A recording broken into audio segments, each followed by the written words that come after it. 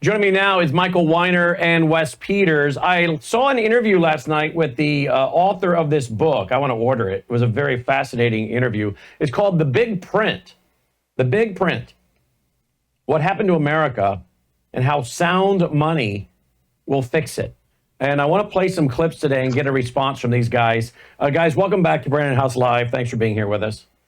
Thank you. Hey, good evening, Brandon. Good evening. The author is a gentleman by the name of Lawrence Lepard, and he was being interviewed on Kitco News. And I want to play a few clips of that, and we'll each respond. Here's the first one.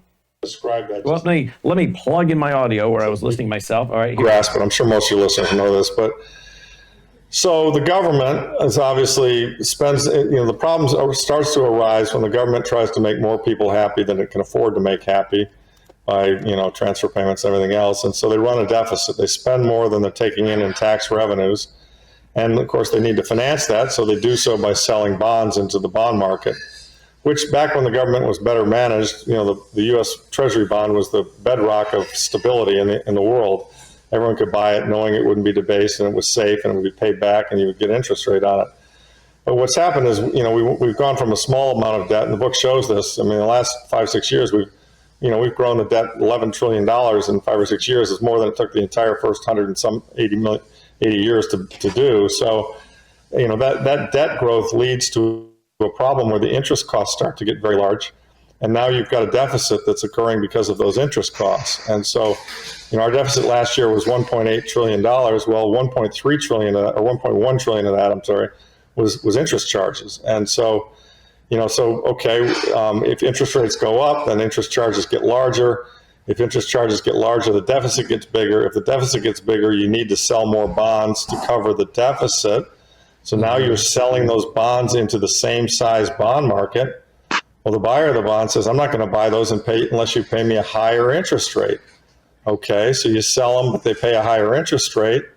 Well, now the government, interest expense is higher.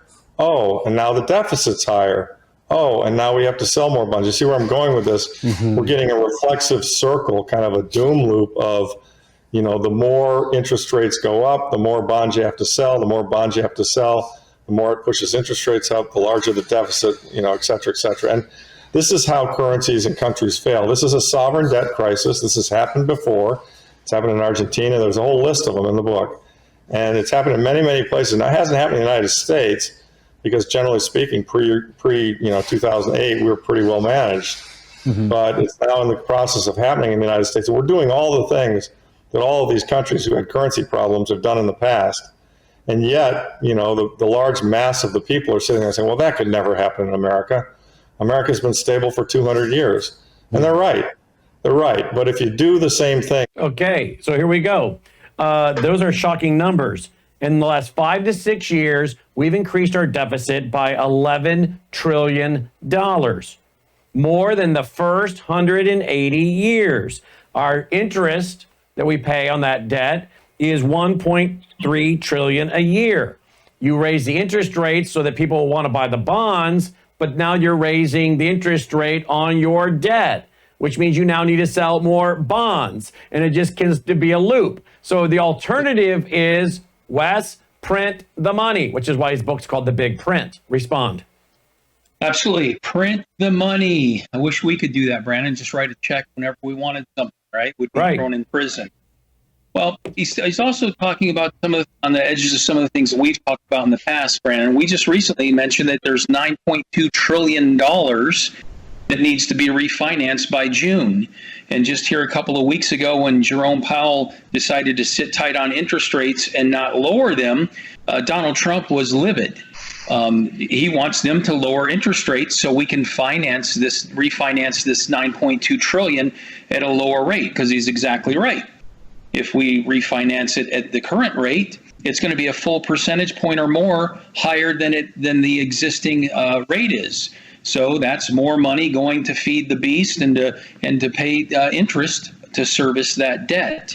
So that's $9.2 trillion there. Another thing that he's talking about as well that we've talked about on this program is the yield curve inversion. Remember, for over 2 years, a person could lock in a 2-year rate and get a higher return than someone locked into a 10-year rate. The banks had billions of dollars of unrealized losses in these bonds that they were locked into long term, paying much lower rates than you could get, a year ago. And when the Fed was finally going to start lowering rates last year, some of these banks actually realized those losses, getting out of those long-term investments so they could lock in some of their money into these shorter-term bonds at a higher rate. So what he's talking about here all sums up all the things that we've been talking about over the last couple of years. And the chickens have come home to roost, so to speak, and it's time to pay the piper. And the only way that our government can do that today is by printing money. And that's why he's calling the book The Big Print. I think they're going to see the only way out of this thing is to print your way out of it. Michael, your response? Well, the print your way out of it was the comments of the Democratic Party. Democratic Party just figured you need money, just keep printing it. The problem is the stability of that money. There's so much currency that has been printed already. That's one of the reasons that you look at inflation and also the floundering of the dollar. That's what China is moving on. But that also plays into the narrative of why gold is being embraced as money, because the administration realizes that regular currency isn't going to do it. I believe that there's going to be a twofold effect that will happen out of all this. Number one, there'll be a devaluation of currency in order to stabilize it. And number two, there'll be an addition of stability into the currency with gold. When you look at, when I say devaluation, I'm not talking like it would happen with the Democrats of like 50%, maybe 10 to 14%, somewhere in that area. But something has to happen. It's sort of like the same thing with tariffs. Right now, we have allowed this to go so far, we're teetering on the edge. So printing more money is only feeding the beast. All it is like, the little boy putting his finger in the dike. After a while, this country's got all of its fingers, all of its toes. It's got its nose and its tongue. What's left? Literally, nothing. Yeah. We're at the end of the run. Yeah. Let's go to the next clip. Here we go. I'll try and do it briefly. There's a book called The Fourth Turning by Howe and Strauss, which I highly recommend everybody read. They're social scientists or social engineers. What they discovered, or they've documented, is that there are societal trends that kind of come in 4 different sections of 20 years each, which is kind of the maturity lifespan when somebody's in their mature age from 20 to 40. And every, what happens is societies go through cycles of birth, growth, maturity, and decline or rebirth. And we're in a rebirth cycle. The system we have has reached its natural end span. And that's part of why I believe, you asked earlier, why is this happening now? Well, it fits the fourth turning model very nicely. And in that fourth turning period, what happens is the rules change. And the society looks different. A problem arises, the problem gets addressed, the rules change, and then going forward, the rules are different. And so, let's go back and look at some prior ones. We're in one right now. They tend to be about 80 years apart, 4 20-year cycles. The prior one to this was the World War II, Depression, World War II. So the world was a certain way before that war. It was different after that war. The one before that, roughly 80 years earlier than that, was the Civil War. The U.S. was a certain way before that and then different after. The one before that was the American Revolution, where before that we were part of the crown. After that, we became an independent nation. So in each of these turnings, there's usually turmoil, change, some difficulty, but the problem gets resolved, and then things get very good again in the first turning, which is kind of the new birth of a new system. And I envision that this will happen in the next 5 to 10 years. We will create a new system, and that system will have sound money at its core, and life's going to be great. And things are going to get a whole lot better. These problems we're dealing with are not going to be present. That's what I was going to ask you. I mean, what might that look like? And could Bitcoin be a part of it? All right, so let's stop there. The fourth turning. We've talked about the fourth turning a lot on our show over the last 20 plus years. Have either one of you studied the fourth turning and the concepts that go with that? I've not. No. No, I'm not. Okay, well, you guys would find that super fascinating because you go back to the Civil War and you just track it like he was talking about, and it seems like we are in that one of those fourth turnings right now. All right, well, that being said, then let's go to the next one. Here we go. There appears to be a little bit of a scramble for gold. I mean, it appears like we're entering a gold bull market, and it's quote unquote on. Now that doesn't mean we won't have drawbacks. Of course we will, but I think that what gold is very good at doing is sniffing out future monetary debasement. I mean, it did it in 2018. It started moving before COVID, and then COVID came along and it really moved. And so I think what gold knows is that the monetary system is broken, and that governments will sooner or later be forced into printing money, and it's just front running that move. I think these big buys, by the way, they could be governmentally driven, but I actually tend to think that if you look at it, Jeremy, there's about $950 billion in quote unquote wealth worldwide if you add real estate in there. So call 450 of that, bonds, stocks, cash, art, all that kind of stuff. The other 450 is real estate. A lot of that wealth, I think, is kind of thinking, they're printing a lot of money. There seems to be inflation that might continue. Monetary debasement's a serious risk. Maybe I should own some gold. And the gold market, by comparison, is tiny. The total market cap is about 20 trillion, but really only about 10 of that's available, because the other 10 is either in a central bank or on a lady's neck or in a museum. So it's actually less than 10. It's more like 6 or 7 is available for purchase. So 950 trillion in assets, a sound money market for gold of 6 or 7 trillion. Well, if only 5% of the 900 says, gosh, I want to protect myself, that's $45 trillion. And, that's chasing a $7 trillion market. So what's that going to do? That's going to push that gold price up, right? Yeah. Yeah. I mean, a lot of people. I want to stop right there. That right there to me was fascinating. I don't know if you guys know anything about that. If you can validate his numbers. Is his numbers right, Michael?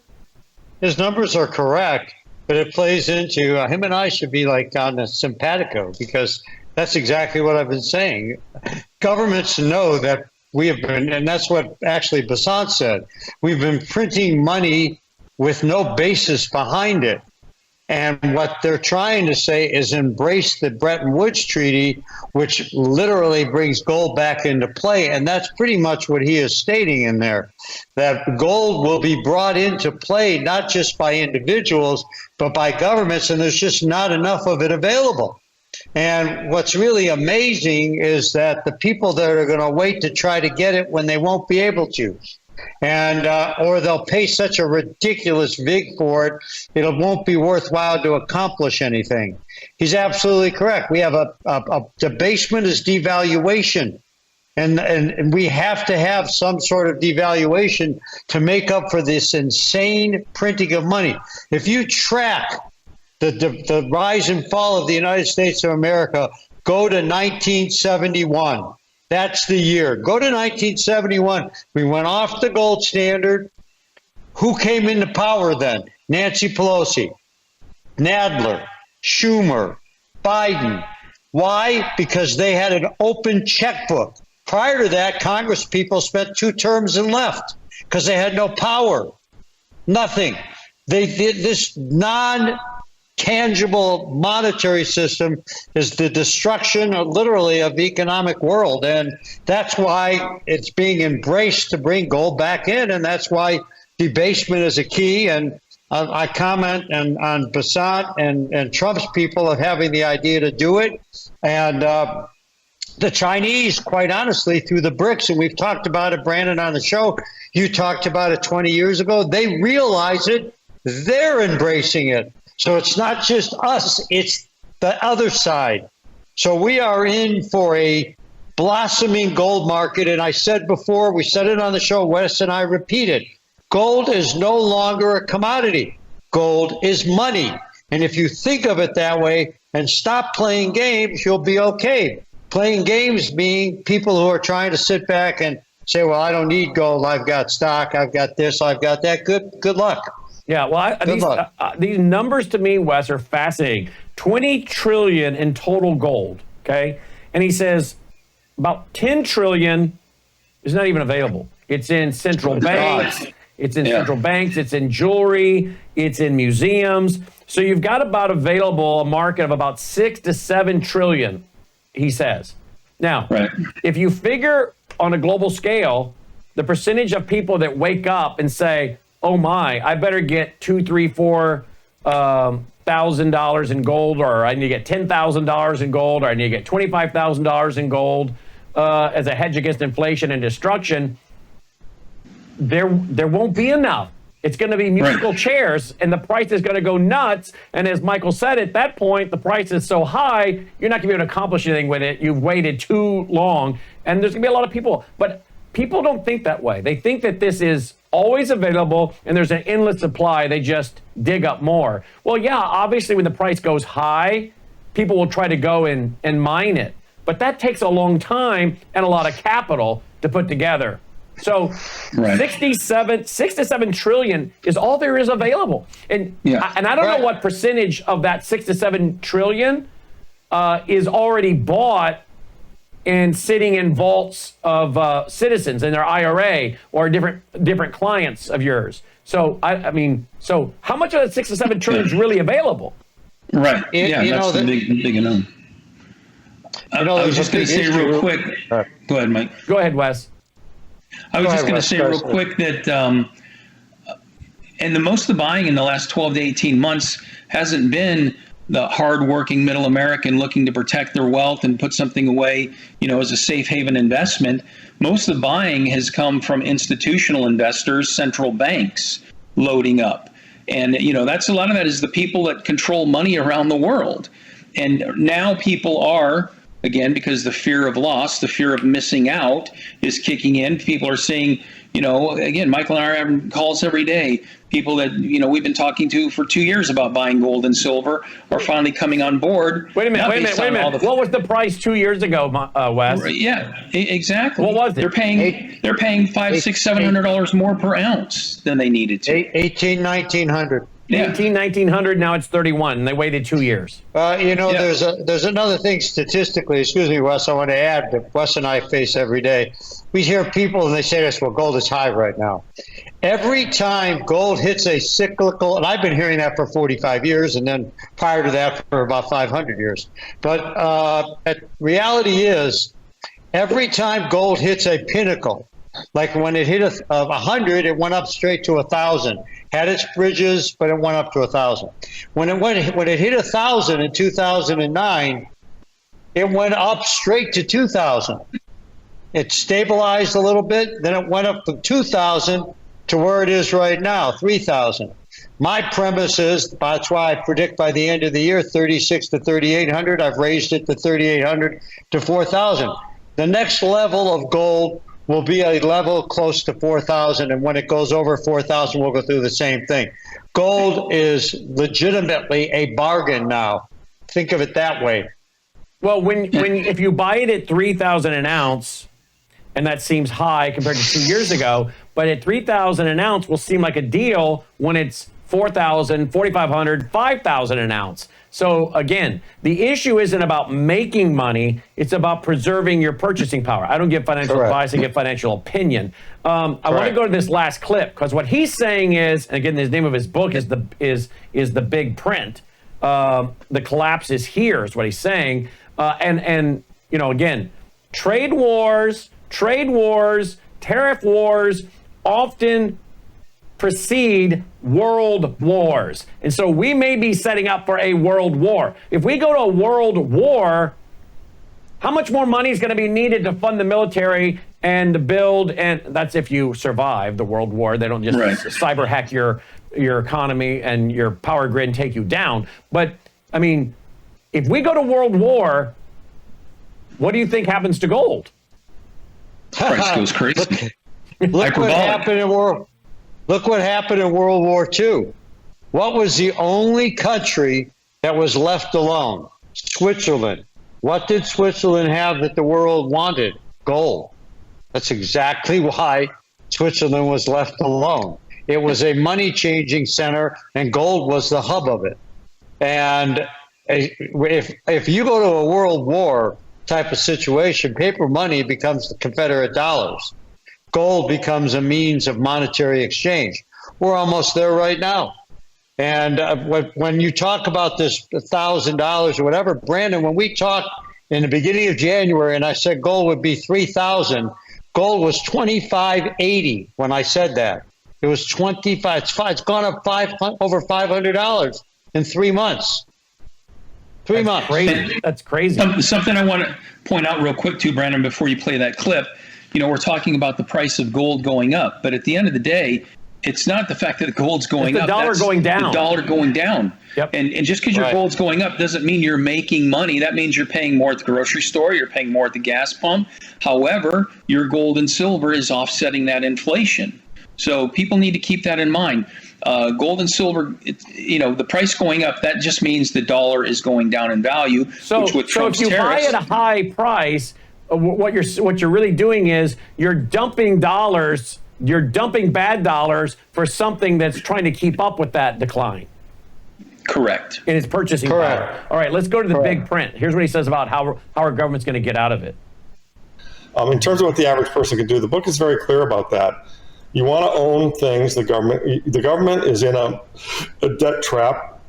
We are in a sovereign debt crisis, and historically, like 8 out of 10 times, there have been a few that have led to depressions and outright collapse, but 8 out of 10 times, and certainly in the system we're in now, the odds strongly favor that they're going to print money to address the issue. And the printing of money is going to be inflationary. So the first thing you want to do as a saver is you want to save in terms that the government can't print. The government can't print gold. The government can't print Bitcoin. The government can't print houses. Okay, I think houses are a little further down the line because one of the things they can do is they can tax them. And of course, all governments are running deficits, so they're all getting greedy, so taxes are going to go up. So while real estate's an okay investment and better than fiat, I think it's still subpar compared to gold and Bitcoin, which are harder to tax. So I think people just need to understand that I said in the book, it's not investment advice, but I think people who don't have, I know a lot of people, let me give it a different way. I know a lot of people who have been very successful, made a lot of money, have all that money in the stock market. And they're not really thinking, or the bond market, and they're not really thinking about the monetary debasement issue. And I think that, in 10 years, they're going to, if they don't get some of these sound money. I believe this is going to change your life. Stupid commercial there. But notice he says they're not thinking about monetary debasement. Again, I hate to sound like a broken record, but there are so many things we cover on this broadcast, which is why we have a very educated audience. And I don't mean by degrees. Yes, some of them have degrees, but it's a self-educated audience. We talk about things here the average American wouldn't know anything about. Monetary destruction, they don't know about that. The massive amount of debt that we've acquired in the last, 5 to 6 years, they don't know about that. The average American has no monetary education, and that's by design. Our schools don't teach economics and monetary policy to students, even at the most basic levels, like how to balance your checkbook, debit versus credit, cash flow versus income. They don't teach this to students, right? They're too busy teaching that you can have your wiener cut off and become a girl. So the fact that he says that you have, I guess, cracked up Michael on that one. The fact that you have this monetary debasement, the average American has no idea about that, other than they just know their groceries cost more. But they're blaming that on the greedy grocer, the greedy corporation that owns all this huge chain of grocery stores. They're greedy. The greedy farmers who have these beautiful, hundreds or thousands of acres and big, beautiful tractors. They're finding someone else to blame it on when it's the doggone government. Michael? You're absolutely right. That's what happened in 1933 when Roosevelt devalued or debased the dollar by 50%. People who were sitting on stocks and cash lost everything because they didn't have the money to cover the cost to carry when they raised taxes. So they lost houses, they lost businesses. He sent us into a depression. And the reason why Roosevelt did that is you think, well, why would he do that? It's called control. Poor people are easy to lead. Poor people who he feeds are easy to lead. And that's what he did. We were a bunch of zombies until World War II. America walked around literally checking with Daddy, who was Roosevelt, to get fed. Now, that's why the worst year of the Depression was 1939, industrially it was 38, and 2 years later we're in World War II, because everybody looked at us as weak, and they were right. Absolutely right. So these people out there right now who are trying to play the norm, good luck. Because if you don't protect yourself, you're going to take a hit, and some of it will not be recoverable. Period. let's see real quick how this guy closed after I got past that commercial. Here we go. Gold and Bitcoin, they're going to have regret because I think these things are going to outperform stocks by quite a bit in the next 10 years. Yeah, I mean, you continue to, the Bitcoin topic comes up. All right, so he's saying that gold's going to outperform stocks. Wow. It already is. It is this year. It already is. Stomping it this year's significantly. Wow. Already is. Always has. But Dave, the Dow, S&P, they were down. Dave Ramey, they were down I've heard Dave Ramey mock people that call in and ask about gold. Yeah, Dave Ramsey is really good. He's really good at. He's like a financial calculating budgeteer. As far as being a financial person, I have absolutely nothing I care to listen to. Nothing. He's not a financial. He has no background in my industry to tell me a thing. Okay? If he wants to tell me how to balance my checkbook, give me a call and then I'll hang up. I don't need to know. Other than that, he's a forced saver. He's like Weight Watchers for finance, literally. I'm done. That's all. All right, guys, let's talk about tariffs real quick and we'll wrap. Stock market down, 1,500 points today or something? Yep. Yeah, absolutely. And the market has known this is coming. They've known that April 2nd was coming, and the reporters and everyone were saying that they've already taken this into account. Yet still today, the market was down significantly. It's going to be very, very volatile, I think, going forward. But Trump is right. I mean, all these countries have taken advantage of us for all of these years. It's not even close to fair trade. And I think he's going to stick to his guns and hold firm. And there are already countries wanting to come to the table and negotiate. And that's what we need, is someone not to cave in and give these other countries everything they want. The art of the deal. These other politicians don't even know how to make a simple deal, let alone complicated deals. And I think that it's going to take a while. There's going to be volatility, but in the end, I think it's going to be beneficial. And Wes is exactly right. But what's really horrible about this, which is really why Trump is doing this, if you think about it, think about this, and that is the fact of that we sit back, we buy all these products from China, and then we buy them, all the wealthy people, and send that money back to China to make it again. So the people in this country who could be working and making it aren't. That's the whole premise. If we can get all these people in this country working again and having a right to make money, it would be a wonderful thing, because we're sending our money out of this country. We are not paying attention. I think 80 to 90% of this will be resolved in the next 60 days. The only holdout will be Canada till after their election. After the Canadian election, whoever wins will be on a plane within 48 hours to the United States to cut a deal. 75% of their business is done with this country. They need us. We don't need them. Literally. Do you want to hear some of the numbers real quick, Brandon? Sure. All right, China. And this is in 2024. Exports to China, the U.S. sent 143.5 billion. Imports from China was 438.9 billion. That's a deficit of 295.4 billion. Okay, that's with 2024 alone. That's up 5.8% from 2023. European Union last year, we exported 370.2 billion. We imported 605.8 billion, a deficit of 235.6 billion, an increase of 12.9% from 2023. Japan, we export 79.7 billion. We import 148.2 billion, a deficit of 68.5 billion. That only increased 4.3% from 2023. Vietnam, this is huge. Vietnam, we export 13.1 billion. We import 136.6 billion, $123.5 billion deficit. And that was an increase of 18.1% since 2023.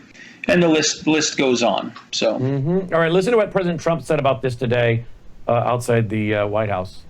I think it's going very well. It was an operation like when a patient gets operated on, and it's a big thing. I said this would exactly be the way it is.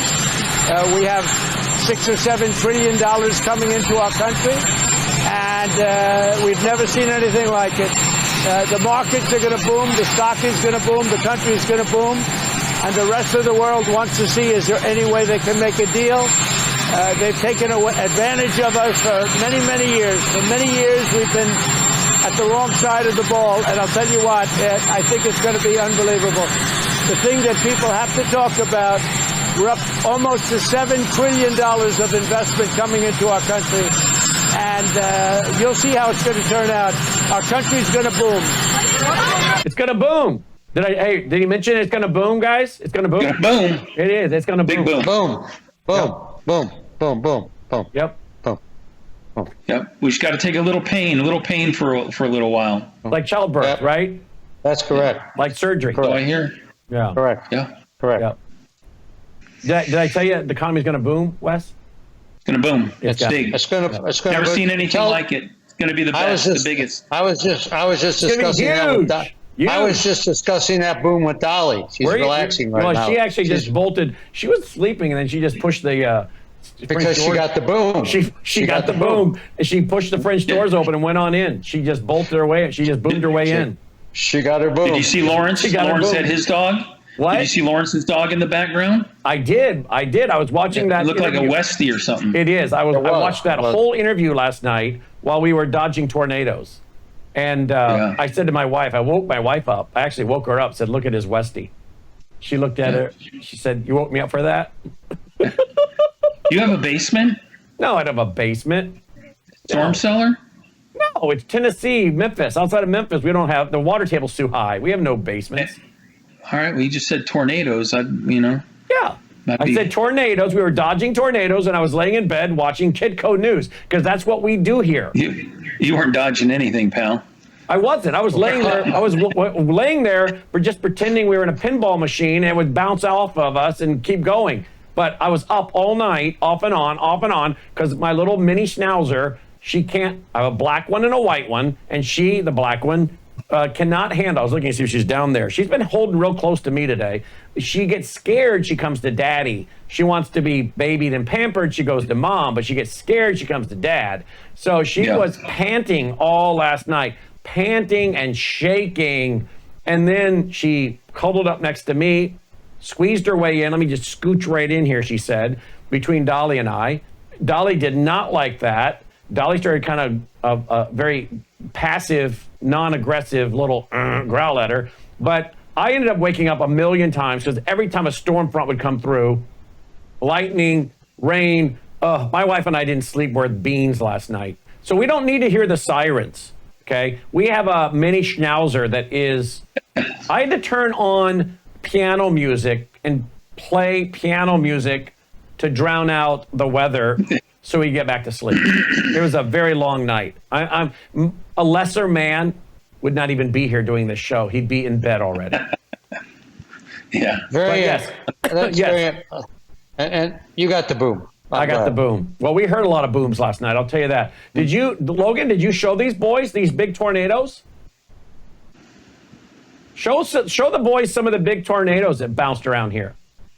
You know, I saw on social media where people are saying, this is one of a million reasons I'd never live in the South again. You know, these tornadoes. Some people they literally put on football helmets. The weather guys tell you to write your Social Security number on your arm in a Sharpie. Can you believe that? Look at that. That was over in Arkansas, guys. Yeah. Now, I have no basement to run to when that happens. Do you guys know that? That's what I asked you, yeah. I said, I have no basement to run shelter. to. I have nothing. Well, you better get to working on something. I just lay in bed and pray that, it's all going to be fine. I have an aunt and uncle that lived in northwestern Alabama. Why? Mm-hmm. I don't know. But anyway, I'm sure it's a great place. But anyway, Look at that. They had their house, a house next door to them that was a rental. It was empty. They were painting it, putting new carpet in it, but that house was empty. And on the other side, they had a big barn for their vehicles and their tractor, and it had living quarters in it. And my aunt's one evening doing the dishes in the kitchen, and she had a little television on the countertop, and all of a sudden there was an emergency alert on the television that a tornado was on the ground outside of their town. And she looked out the window, and it was barreling down right on their house. My uncle was in the living room reading the newspaper. Their storm shelter was outside. they didn't have time to make it outside. So she yelled that the tornado's coming. They got in the back bedroom and got under this great big heavy desk. And the house next to them, nothing was left but the foundation. The barn, nothing left but the foundation. And the house they were in collapsed in on them and didn't get swept away. And they just got some bumps and bruises, but they, no serious injuries at all. But God had his hand on them because those other two structures were completely gone. They lost they lost everything, their vehicles, you name it. It was all gone. Who dug them out? They dug themselves out, more or less, I guess. But the neighbors started going around the neighborhood with chainsaws and equipment and stuff. Well, they tell you to write your, as I said, your Social Security number on your arm with a Sharpie, have your shoes on, wear a football helmet, and then they tell you to get a foghorn, one of those air horns, yeah, or a whistle, so you can tell people you're in there alive. But yeah, how about you get a storm shelter? You know what they do? They break up your garage floor, and you back. I guess you back your car out, and you so that you can get on, and you slide open the garage floor, and you go down into the new shelter they've put in. And you slide the door closed, kind of like when you get your oil changed. You get down in there, and people do it. And I'll tell you, some people have been experienced these that they got PTSD. Man, they freak out when the storms come through. Oh Man. Yeah. But thankfully, I've never been through one of those. And but if I ever get too close to one or go through one, I'm sure it'll change my whole. I'll probably be installing. Installing a storm shelter in the garage. You know what's going to get you, Brandon? You know what's going to get you one? What? The fear of loss. How about that? The fear of losing my life. Yeah, fear of loss. Again, you see all these video clips of tornadoes and stuff. You know the damage they can do. You got all the facts. Yet you're going to wait till one comes really close to home. They're going to be like, you know what? You're going to be on the phone tomorrow getting a storm shelter. That's right. Fear of loss. But there are some people that actually have them in their yard. They build them in their yard, and they got little concrete tops with a place for air, and then you open a small little door and go down 3 steps, and you have benches, and you just sit in the bench, close the door, sit in the bench. I mean, you're just barely under the ground, but just enough to. Yeah. Worldview storm shelters. I'm telling you, dog. I am telling you. Yeah. That's right. We need another sponsor. I'll find one. Let me do a segue. Do not get caught in the financial storm, my friends. Get your free packet of info. How's that for a segue? There you go. Get your free packet of information. Go over to worldviewgold.com. You know what? Here's the deal about this. Whether you want to buy precious metals or not, that was a very informative segment tonight, guys. I think it was good. I like it. Exactly. Absolutely. I think people should pay attention to it because it's good information. Literally. Michael, a question. How is it you're so tan and Wes is not? Look how tan your neck and everything are. Look how tan you are. It's lighting. Okay. Looks like like he was in a paint booth. It does, doesn't it? That's right. Really? He's getting spray on tans. He gets spray on tans. Spray on tan. There you go. He says he's going to the doctor's appointment from the office. I'm going into the doctor. He's going to get a spray tan. Yeah. Spray tan. There you go. Are you in the new house? Are you in the new house now tonight, Mike? Yes. Yeah, I'm there right now. Correct. You want to take us and show us the catio? No, that would be too difficult where I'm at. It's too far away. It's too far away, Wes. Yeah. The guys in the control room are all laughing. You got a mansion. He would have to pack a lunch to go. He'd have to pack a lunch to go that far to the next wing. That's way over in the west wing. The cats are in the middle of educating the dogs in the neighborhood. They're in a class right now teaching dogs. Have you been to that house? Have you been to that house yet, Wes? No. He's coming. He's coming. I haven't got the invite.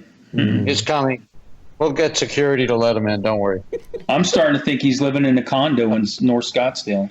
In a what? That's a condo? A condo. In a condo. That's right. I thought you said a convent. I'm like, they wouldn't have him in a convent. Those nuns would never have him in a convent. Thank you very much. Even the nuns wouldn't take him. Thank you. Abuse is. I love abuse. Those sisters would say, "Out of here, Michael." Abuse. Well, I met a lot of them back in the 15th century. I'm sure you have, Michael. I'd flip him some money to crack his knuckles a few times. Yeah, I know. They're standing there with their ruler, ready to just crack him good, aren't they? Yeah. I love abuse. Having a lot of fun. All right. Go to worldviewgold.com. I guess, all right, Wes says. Michael, have you ever seen Michael rushing to get off the show? No, never. Yeah, never. He is tonight. Only way putting me with the nuns. Yeah, that's right. That's right. Go to worldviewgold.com. Very top of the page. Very top of the page. Click that button up there, more information, and it magically brings you down to the bottom there. You can fill it out, get your free, no obligation packet. Precious metals, you can take possession of bullion. You can find out about numismatic 1933 and older. You can find out about how to put gold into your IRA. So much education you can get for free. Or you can text Wes 602-558-8585, 602-558-8585. Wes, I just had a thought. If God forbid I ever die in a tornado, somebody's going to grab all these clips of me talking about how I didn't take it seriously, just laid in bed during tornado season, and they're going to say the idiot got what he deserved. Here he was so cavalier in all these shows. You know, they're going to just run it together and say, how did he die in a tornado? Because he just laid there watching Kitco News while the tornadoes came through. Yeah. Great. You know, crazy. Let's hope not. Yeah, let's hope not. Let's hope not. All right. Let's take that bad stuff out of the atmosphere there. That's right. Don't put that into the cosmos, right, Michael? Exactly, in the hemisphere, correct. All right, boys, thank you. All right, thanks. Thank Have a you. good night. Good night. The bad Have a good news- night. You too, my friend. We're going to the boom. All right, go Thanks. to the boom. Yeah, speaking of the boom, that's your nickname, Dolly. Boom. Boom. Look at that. All right, that's our show, man. That is our show. Do you appreciate what we're doing here? Do you? If you do, we need your support. Worldviewfoundation.com. Worldviewfoundation.com. All right, Worldview Foundation. We go there. Worldviewfoundation.com. You'll also find our mailing address if you want to support us through the mail. So we are looking for more regular monthly contributors. So do please consider going there now, worldviewfoundation.com. News and information you can use, that's for sure. All right, roll the music, boys. Let's call it a night. And what is the weather prediction for tonight? Am I going to get some sleep tonight, or am I going to have a black mini schnauzer shaking and panting all night long tonight? They don't know. I got the course of I don't know. I don't know. But I think it's supposed to rain for like the next 4 days. Major flooding? Bad flooding in Memphis, huh? Wow. We'll have to bring you some footage of that tomorrow night. All right, guys, get your free packet of business cards. Pass them out, okay? We've now sent out, they say 12,000 or more of these now. So there you go, worldviewstore.com, worldviewstore.com. That's our broadcast for tonight. As always, thanks for watching. May God save America. Take care.